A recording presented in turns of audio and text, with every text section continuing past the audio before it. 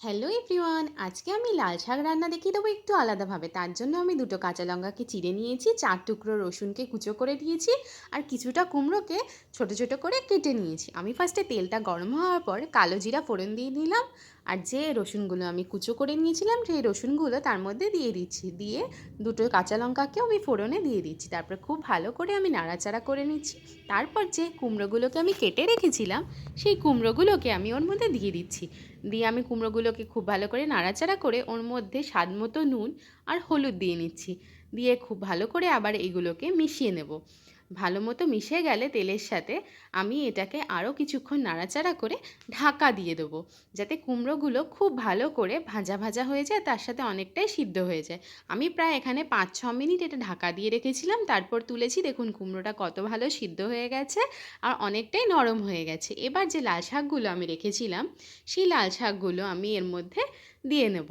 শাকটা কতটা ভালো আমি বুঝতে পারছি না, মনে হচ্ছে শাকটা খুব একটা ভালো না, তাও আমি এখানে লাল শাক করে রান্নার রেসিপিটা আপনাদের দেখিয়ে দিচ্ছি। লাল শাকটাকে দেওয়ার পরে অল্প অল্প করে দিচ্ছি এবং কিছুটা করে আমি নেড়ে নিচ্ছি। ভালো করে নাড়তে নাড়তে লাল শাকটা দেখবেন অনেকটাই কমে যাবে। আমি একসাথে পুরোটা দিচ্ছি না, কারণ তাহলে নাড়তে আমার একটু অসুবিধাই হবে।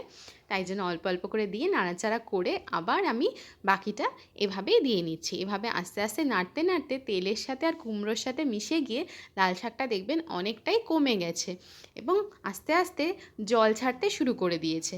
তারপরে আমি এর মধ্যে খুব ভালো মতো নাড়াচাড়া করে নিয়ে সামান্য পরিমাণে চিনি দিয়ে নেব।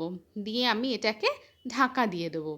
ঢাকা দিয়ে আমি প্রায় 3 থেকে 4 মিনিট এভাবেই এটাকে রেখে দেবো।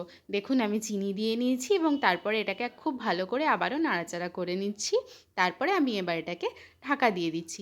ঢাকা দিয়ে প্রায় 3-4 মিনিট রেখে দিচ্ছি। তারপর ঢাকনা তুলে দেখবেন শাকটা একদম কমে গেছে এবং সমস্তটাই একসাথে সিদ্ধ হয়ে গেছে, কিন্তু একটু জলাভাব এখনও রয়ে গেছে, কারণ আমার এটা ঢাকনা দেওয়া ছিল, তাই জলটা সম্পূর্ণভাবে টেনে নিতে পারেনি। এবার ঢাকনা তুলে আমি প্রায় আরও 1 থেকে 1.5 মিনিটের মতো এটা নাড়াচাড়া করে নেব এবং তারপরে আমার রেসিপিটা একদম রেডি হয়ে যাবে। তারপরে আমি এটাকে নামিয়ে নেব। যদি ভালো লেগে থাকে অবশ্যই লাইক করবেন এবং ভিডিওটিকে শেয়ার করবেন।